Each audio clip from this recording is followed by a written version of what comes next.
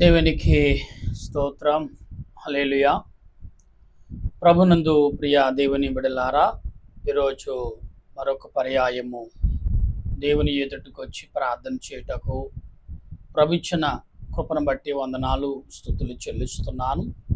సమయంలో దేవుని వాక్యము నిమిత్తము ప్రార్థన చేసుకుందాం. ఈరోజు పాఠం ఏంటంటే పరిశుద్ధాత్మకు లోబడుట.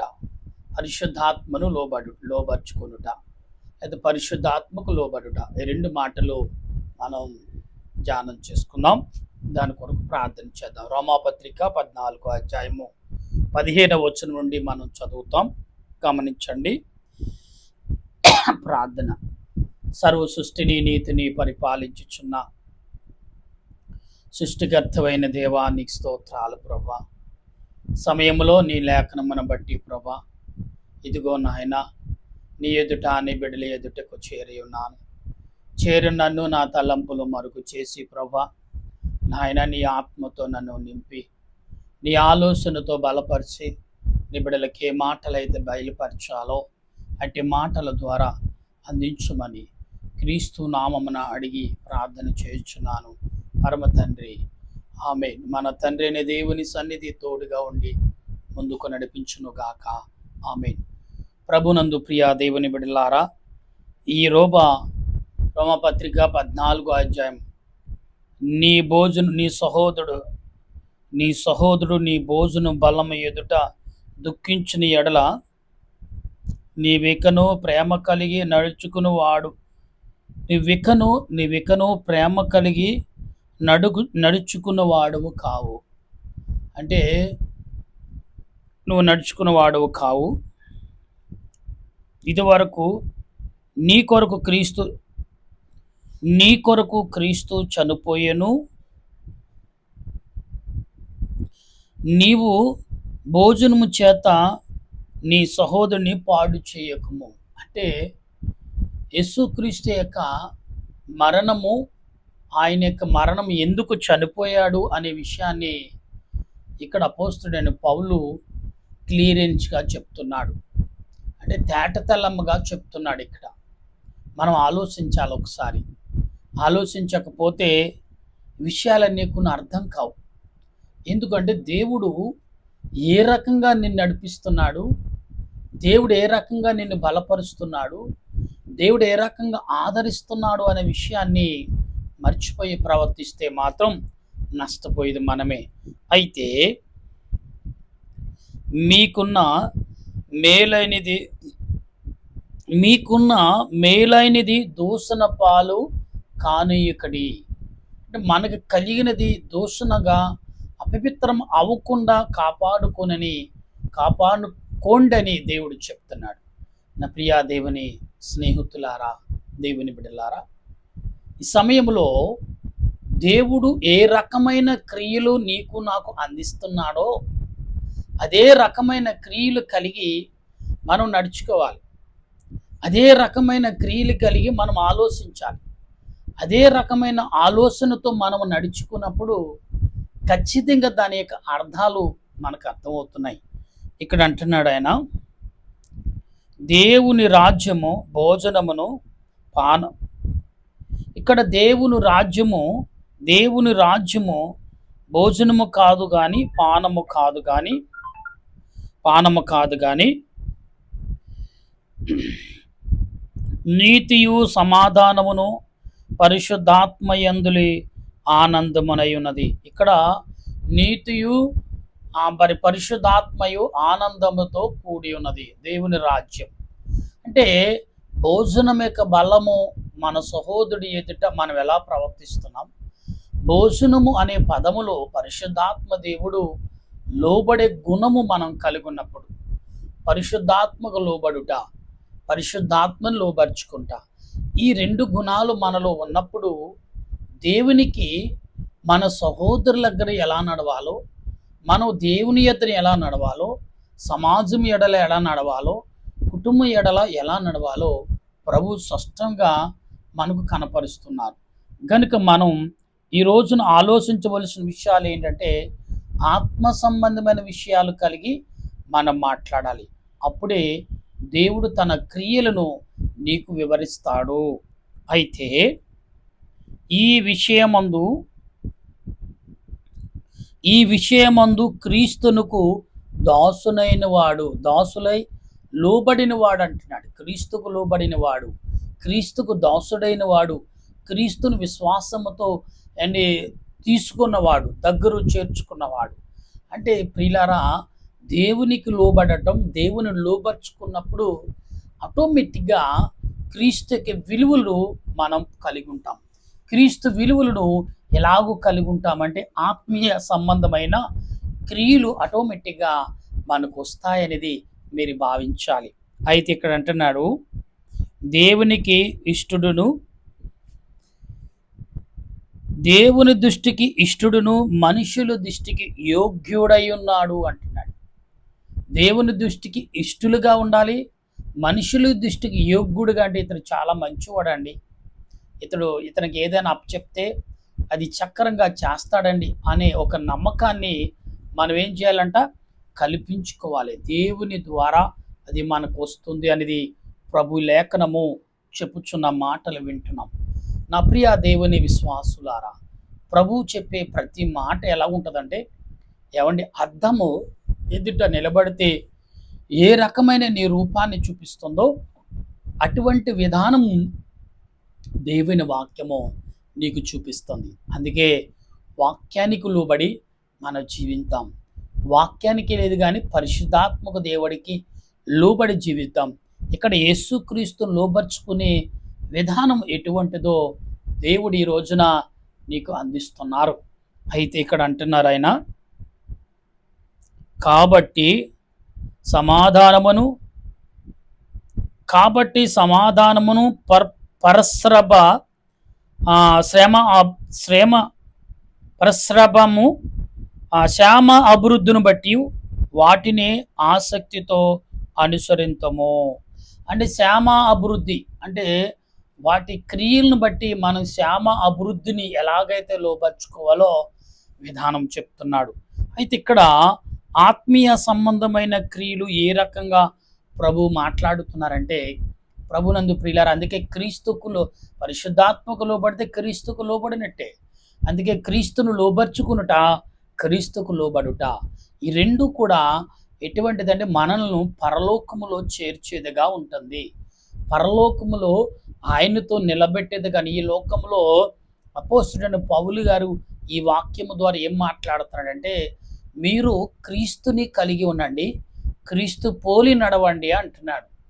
అందుకే బ్రతిమాలుకుంటున్నాను అంటాడు. ఈ వచనంలో మొదట లైన్లో అంటాడు, మొదటి వచనంలో నేను మిమ్మల్ని బ్రతిమాలుకుంటున్నాను అంటాడు ఈ యొక్క అధ్యాయాల్లో. ఎందుకు అంటే, క్రీస్తుని కోల్పోతే, దేవదేవునికి లోబడకపోతే నష్టపోతాం, నశించిపోతాం అనేది పౌలు గారు గ్రహించారు. అంతకుముందు ఎందుకు గ్రహించలేదంటే, గ్రహించాడు లోక సంబంధంగా రాజులు, ఎందుకంటే అతను పుట్టికే రాజులతో సంబంధమైన పుట్టుక, తన జీవితమే రాజులతో, రాజ్య పరిపాలనతో, దేశ పరిపాలకులతో నిలబడిన అతడు బెన్యమీను గోత్రములో కలిగిన వాడు. ఎవరు? ఆయన అపోస్తలుడైన పౌలు. అందుకు కాబట్టి రాజులు పరిపాలనలోని వచ్చిన జీవితంలో నడిచిన వాడు కాడు పౌలు గారు. ఏం చేశారు తెలుసా? దేవునికి కాదా వీరందరూ మరి రాజులకును ఆనాటి పరిపాలకులకు తిరుగుబాటు చేస్తారేమో అనేసి, మరి ఎలా ఉందంటే పన్ను కట్టడంలో ధర్మము. ఇక్కడ ఆనాడు పౌలు గారిని ఏ రకంగా క్రూరుడిగా నాయకులు మార్చారంటే, వాళ్ళు అప్పటికే కొంత ఆస్తిని కూడగట్టుకుని అనేకులను కొందరిని బానిసలుగా చేసుకుని వాళ్ళు అనుభవిస్తున్నారు. అయితే వీళ్ళు ఎప్పుడైతే దేవుని వాక్యం వింటున్నారో యథార్థతను మరి కొంచెం జ్ఞానమును సంపాదించుకుంటున్నారు. ఆ జ్ఞానము వల్ల ఏమవుతుంది తెలుసా? వాళ్ళు లోబడే తనము తగ్గుతుంది. అంటే లోబడే అంటే గౌరవించడం ఉంటుంది. ప్రశ్నిస్తారు, అయ్యా ఏంటయ్యా ఈ అన్యాయం? అప్పుడు అంతకుముందు అన్యాయంగా చేసినా కానీ వారు ఏం మాట్లాడేవారు కదా, ఎందుకంటే పెద్దగా తెలీదు. కానీ ప్రభు దగ్గరకు వచ్చినప్పుడు దేవుడు ధర్మశాస్త్రాన్ని గురించి చాలా స్పష్టంగా రాశాడు, అదే రకంగా బోధిస్తున్నాడు, అదే రకంగా ఆరోగ్యం కలిగి ఉన్నారు. కాబట్టి వారి పంటలు, పాడి పంటలు సమృద్ధి కలిగి ఉన్నారు. అప్పుడు వీరిని ఏం చేశారంటే, ఇలాగైతే కుదరదు, మనకు బానిసలుగా ఉండాలని ఏం చేశారంటే పౌలు గారిని రెచ్చగొట్టడం మొదలుపెట్టారు. వీళ్ళు పన్ను కట్టట్లేదు, వారి కిస్తీలు కట్టట్లేదు, తిరుగుబాటు చేస్తున్నారు. ఎందుకు తిరుగుబాటు చేస్తున్నారు? ఇదిగో అమాయకమైన ప్రజలని మీరు హింసిస్తున్నారు, ఎక్కువగా పన్నులు వసూలు చేస్తున్నారు. దేని కొరకు? ఇలా గవర్నమెంట్ అనేకమైన అన్యాయంగా మరొక గవర్నమెంట్ చేసిందని మరొక గవర్నమెంట్ ఏమంటారు తెలుసా నాయకులు? ముఖ్యమంత్రికి, అయ్యా మేము ఇప్పుడు మీరు అడిగినప్పుడు స్టార్టింగ్లో చీట్ ఇచ్చినప్పుడు 200 కోట్లు అడిగారు, 200 కోట్ల నిమిత్తం మరి 200 కోట్లు మేము సంపాదించుకోవాలి కదా, అందుకే కదా మేము 200 కోట్లు ఎక్కడెక్కడో అప్పులు తెచ్చి కట్టాము, మరి సుమారు 5 సంవత్సరాలు 200 కోట్లకి 100 కోట్లు వడ్డీ అవుతుంది, 300 కోట్లు అక్కడే సరిపోతుంది, మేమేం సంపాదించుకోమని చెప్పినప్పుడు మరి ముఖ్యమంత్రి గారు మొదటగా మరి పార్టీ పండుగ తీసుకుని ఏం చేస్తారు, ఖర్చు పెట్టుకుంటారు కదా, కాబట్టి దాచుకునేది కొంది, ఖర్చు పెట్టేది కొంద కదా, తప్పని పరిస్థితిలో చూచి చూడనట్టుగా వెళ్ళిపోవాలి. అలాగా ఏం చేశారంటే వీళ్ళు ఏం చేశారు తెలుసా, నాయకులు పౌలు గారిని నూరు పోశారు. నూరు పోసి దేవాలయములోను అలాగే సమాజములోను వారిని ఎక్కువగా మాట్లాడకుండా చేసి, పైగా గ్రూపులు కట్టి వారిలో వారు తెలియని గ్రూపులు కట్టి ఏం చేశారు, రెచ్చగొట్టారు.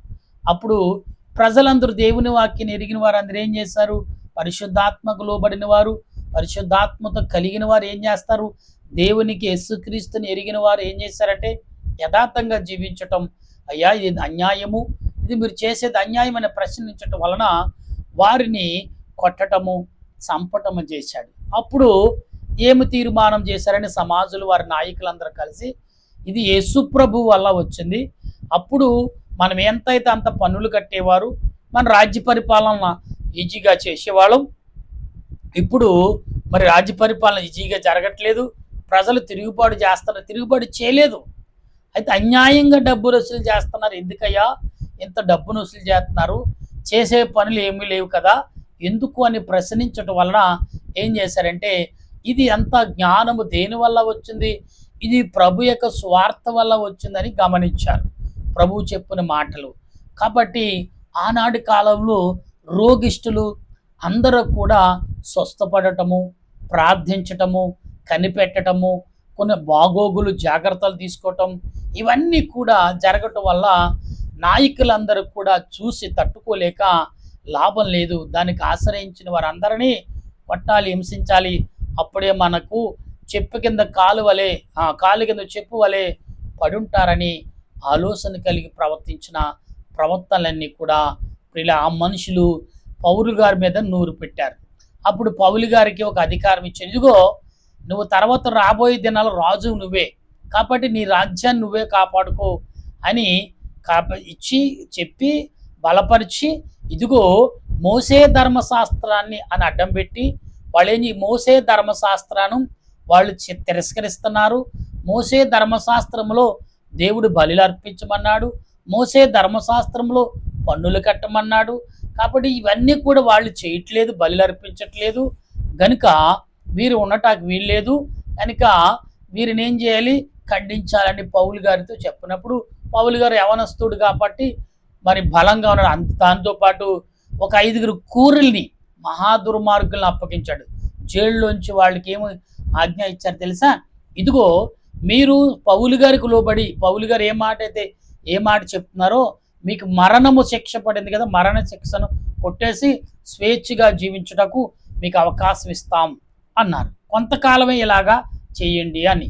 వీళ్ళ కొంతకాలంలో చాలా మందిని పౌలు గారితో కలిపి వాళ్ళు మరి బందీలుగా ఉన్న వాళ్ళు విడుదల పొందితే మనం ఇంకా జీవితంగా ఆయన హ్యాపీగా గడపొచ్చని విచ్చలవిడిగా పౌలు గారితో అనేకమైన క్రియలు చేశారు.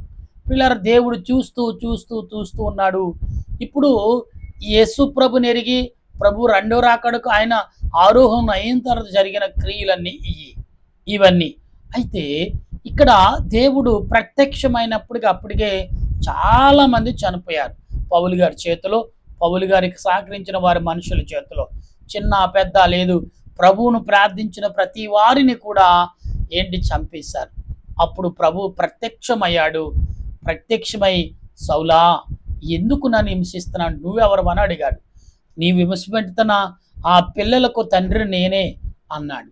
అంటే దేవుని నువ్వెవరైతే చంపేశావో వారు నా వల్లే నీకు చనిపోతున్నారు, నన్ను ఆరాధిస్తున్నారు, నన్ను చూడాలనుకుంటున్నారు, నా యొద్దకు వచ్చి ప్రార్థన చేస్తున్నారు, వారినే కాదు నువ్వు చంపుతున్నావు అంటే అదేంటయ్యా నువ్వు ఇంత యథార్థంగా ఉన్నావు, నీ మనుషులు నేను చంపడం ఏంటి అన్నప్పుడు, ప్రియులారా ఇదిగో నిన్ను నా కొరకు వాడుకుంటున్నాను అని దేవుడు అప్పుడు ప్రత్యక్షమైనప్పుడు ఆ ప్రత్యక్షత చూసి సౌలు కళ్ళు తిరిగి పడిపోయాడు.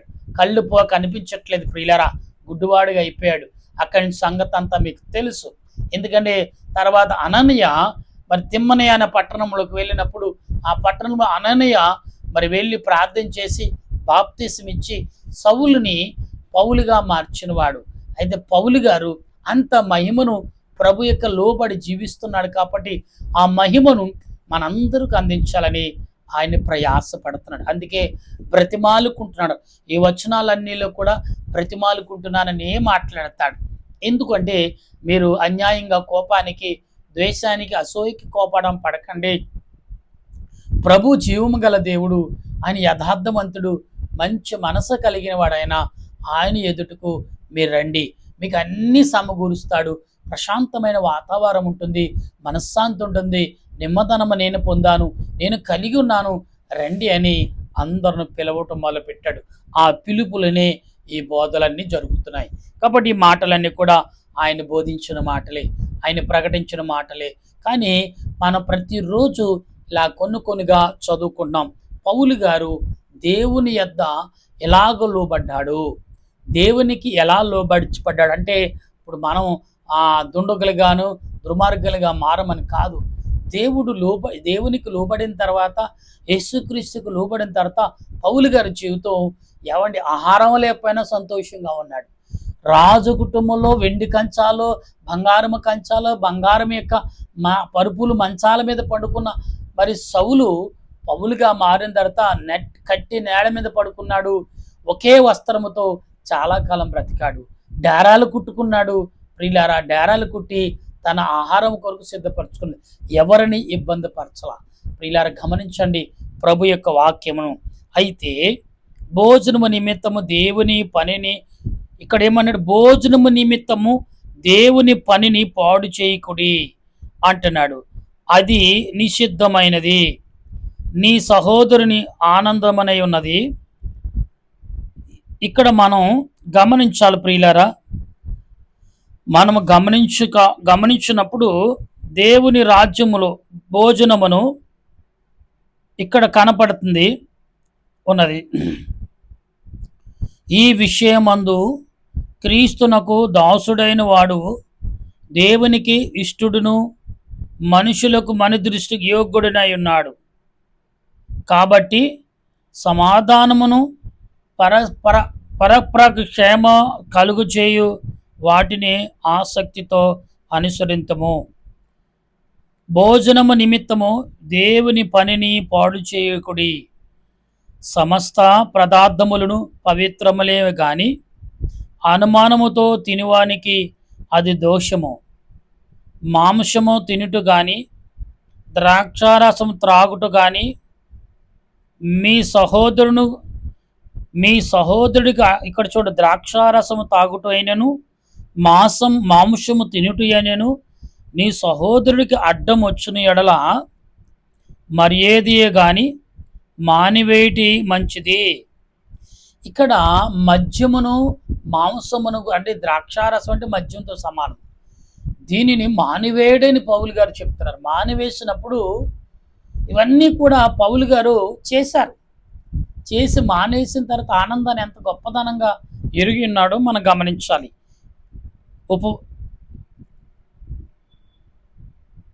ఇక్కడ దేవుని ఇక్కడ ఏమంటున్నాడు చూసారండి, ఆత్మీయ సంబంధమైన విషయాలు మనం గమనించాలి. ఇక్కడ మరి ఏది కానీ మానివేయటం మంచిది. నీకున్న విశ్వాసము దేవుని ఎదుట నీ మట్టుకు నీవే, ఇక్కడ నీ విశ్వాసము నీ మట్టుకు నీవే ఉంచుకును, విశ్వాసము దేవుని ఎదుట నీ మంచుకు నువ్వే కాపాడుకును అంటున్నాడు. తాను సమ్మతించిన విషయములో తనకు తానే తీర్పు తీర్చుకున్నవాడు ధన్యుడు. అనుమానించువాడు తినిని ఎడల విశ్వాసము లేకుండా తినుము, గనుక దోషి అని తీర్పు తీర్చుకుడి. ఇక్కడ దోషి అని ఇక్కడ అంటున్నాడు చూడండి, మరలా చదువుతున్నాను ఆ మాటను. అనుమానించేవాడు తినిని ఎడల, ఇక్కడ ఏమన్నాడు? అనుమానించేవాడు విశ్వాసం లేకుండా తిను అంటున్నాడు. గనుక తీర్పు అంటే దోషి అని తీర్పు నొందుతాడు. అనుమానముతో అనుమానించు తినిచున్నవాడు దోషి అని తీర్పు నొందుతాడు అంటున్నాడు. అయితే ఇక్కడ అంటున్నాడు చూడ, తినిని ఎడల విశ్వాసము లేకుండా తినిను, గనుక దోషి అని తీర్పు నందును. విశ్వాసం మూలంగా ఏదో అది పాపము. విశ్వాసం మూలంగా అంటున్నాడు ఏంటంటే, విశ్వాసాన్ని బట్టి మీరు ఏది కాకుండా దేవునికి లోబడి యేసుక్రీస్తుకు లోబడి చేస్తే అది విశ్వాసంకు లోబడకుండా చేస్తే అది పాపం అంటున్నాడు. అందుకే చాలా విషయాలు ఎక్కడికి వెళ్ళినా కానీ ప్రార్థన మనసులో చేసుకుని తినండి, దేవుడు దాన్ని పరిశుద్ధపరుస్తాడు. మీ దేవుడు తినవద్దన్నాడా అన్నాడు. అయితే మనకు తెలియకుండా మన చేతికి వచ్చినప్పుడు, మనం క్రైస్తవులని చాలామంది కావాలని ఇస్తున్నప్పుడు ఏం చేస్తామంటే ప్రార్థన చేసి అది విగ్రహారాధకుడు కానీ విగ్రహారాధిక నామములో మనకి పెడతారు. దేవత దగ్గర పెట్టరు కానీ విగ్రహారత ఆ దేవత పేరు చెప్పి ఆ చరుకులు చేసి మనకి పెడతారు. ప్రియులారా, మనము వాళ్ళే మనలోకి రావాలి, మనతో నడవాలి అంటే మొదట మనం వారిలోకి వెళ్ళి ప్రార్థన పూర్వకంగా వెళ్ళాలి. అప్పుడు విశ్వాసము నిన్ను ఏం చేస్తుందంటే, దేవుని ఆత్మ నువ్వు తీసుకున్నదల్లా నీ చేతికి వచ్చింది ఎప్పుడైతే ప్రభువుకు సమర్పించామో అది పరిశుద్ధంగా చేయబడుతుంది. అప్పుడు ఏం చేస్తావు, నువ్వు తినినా కానీ అదేమవుతుందంటే పరిశుద్ధం చేయబడుతుంది. అప్పుడు రానున్న దినాల్లో నువ్వు అతని కొరకు ప్రార్థన చేస్తావు. ఏదో ఒక రోజున నీ ప్రార్థనకు లోబడతాడు. ఏదో ఒక శోధన నీ ప్రార్థన ద్వారా అవతల వాళ్ళు విడుదల పొందుతారు. అప్పుడు సహోదరుడా, నేను నీకు తప్పు చేశాను, విగ్రహం దగ్గర పెట్టింది నీకు పెట్టాను, తప్పు చేశాను సహోదరుడా. దేవుడు తినవద్దన్నాడు కదా, తినినవాడు పాపముతో సమానం అన్నాడు కదా, లేదా దానికి లోబడినవాడు పాపముతో సమానం అన్నాడు కదా, తప్పు చేశాను సహోదరుడా అని తనకు తాను పశ్చాత్తపడి నీతో పాటు ప్రయాణము చేయటకు సిద్ధపడతాడు. అందుకనే పౌలు గారు అన్నాడు, మీలో ఒకడిని మీతో ఒకడిని, మీలో వాడినే మీతోటి వాడినే మీ వాడినే మీలో ఒకడినే. అయితే ఎందుకు వచ్చావంటే, మీరు తెలియని దేవుడు అన్నారు కదా, ఆ తెలియని దేవుడే నాకు తెలుసు, ఆయన కొన్ని విషయాలు నేను ఆయన దగ్గర తెలుసుకున్నాను, కొన్ని విషయాలు ఆయనతో చూశాను, దాన్ని మీకు మాత్రమే చెప్తాను అంటాడు పౌలు గారు. కనుక ఈరోజు మనం ఎక్కడికి వెళ్ళినా ఏ చోటకి వెళ్ళినా ప్రార్థన చేసుకుని తినండి, ప్రార్థన చేసుకుని తాగండి, ప్రార్థన చేసుకుని ప్రయాణం చేయండి. అప్పుడు మీ ప్రయాణముకును మీరు చేసే ప్రతి పనికి కూడా ఆధార. కొన్ని చోట్ల ఏమీ దొరకదు కానీ చనిపోవాలనిపిస్తుందా, దేవుడేమన్నాడు, పరిశుద్ధంగా పరుచుకుని నీ చేతికి వచ్చినప్పుడు నాకు చూపించు, నేను దాన్ని పరిశుద్ధపరుస్తానన్నాడు. అని చనిపోమని కాదు, ఏమో అక్కడికి వెళ్ళమన్నాడు, అక్కడ ఎవరు క్రైస్తవులు ఉండరు, అందరూ అంజలే. అమ్మా మంచినీళ్ళు అంటే వాళ్ళు ఇస్తారు, దానిని కూడా ప్రార్థన చేయమన్నాడు. నీ చేతికి వచ్చిన పాత్ర ప్రార్థన చేయబడిన పాత్రగా మారుతుంది, మరలా వారి చేతికి వెళ్తుంది. నీ పట్టుకున్న పాత్రను వారి చేతికి వెళ్ళినప్పుడు నువ్వు చేసిన ఆ పాత్ర ప్రార్థన వారి చేతికి తాకుతుంది. అప్పుడు వారిలోకి ఆ పాత్ర నీ చేతి స్పర్శ వారిలోకి వెళుతుంది, పరిశుద్ధాత్మ నీ ద్వారా వారిలోకి వెళ్తాడు. కనుక గమనించండి, ప్రార్థించండి, స్తుతించండి, దేవునిని ఘనపరిచే కృపను పరిశుద్ధాత్మ దేవుడు ఈ సాయంకాలప్పుడు మనందరికి అందించును గాక. ఆమేన్. ప్రార్థించేద్దాం. ప్రేమగల మా దేవ, వందనాలు తండ్రి. నిజమే కదా, లోబడము, పరిశుద్ధాత్మకు లోబర్చుకునుట, పరిశుద్ధాత్మకు లోబడుట, యేసు క్రీస్తుకు లోబడి జీవించుట ఎంత మేలు, ఎంత మనోహరం, ఎంత రక్షణ కార్యము జరుగుతుందో అటు విషయాలు బోధించు నన్ను, నా తలంపులను మరుగు చేసి ప్రభా నీ ఆత్మతో నింపి నీ తలంపులు నెరవేర్చవని, నీ తలంపులే బయలుపరచవని నమ్ముతూ నా దేశ ప్రజలను, నా దేశ పెద్దలను, నా దేశ నాయకులను, అన్ని రకాల మనుషులు, అన్ని రకాల తలంపులు కలిగిన ప్రజలు నీ చేతులకు అప్పగిస్తూ దీవించము, ఆశీర్వదించము. శాంతి, సమాధానము, నెమ్మదనము, సేవకులు, పరిచారకులు, స్వార్థులు అందరం నీ ఆత్మను కుమ్మరించి దీనుడే నన్ను నీ చిత్తము చేత, నీ ఉద్దేశం చేత, నీ ఆలోచన చేతను వాడుకోమని నాతో పాటు ఏకవించిన ప్రతి కుటుంబాన్ని, ప్రతి బిడ్డని దీవించి ఆయన నీ రాజ్యముకు సిద్ధపరచమని, నీ రాకడ క్రియలు వారికి బయలుపరచమని, నీ ఆత్మతో వారిని వర్ధిల్లు చేసి నీ ఆత్మ ప్రవాహము తాకమని క్రీస్తు నామం అడుగుచు ప్రార్థన చేయుచున్నాను పరమ తండ్రి, ఆమేన్. పరలోక మా పరమ తండ్రి నామను పరిశుద్ధపరచునుగా, నీ రాజ్యం వచ్చునుగా, నీ చిత్తం పరలోకమందు నెరవేరినట్టు భూమి యందు నెరవేరినగా మానవుడు మాకు దయచేయం. నా ప్రార్థన చేసిన వారిని క్షమించిన ప్రకారముగా మా ప్రార్థనలు క్షమించము, శోధనకి అకిని తప్పించు. రాజ్యము, శక్తి, మహిమ నిరంతరీవనావు తండ్రి, ఆమేన్. ఏసురత్నమే జయం, అపవాదికులం ప్రవేశరత్నమే జయం, అపవాదికులం సంపూర్ణ విజయం, అపవాదికులంతకల నాశనం.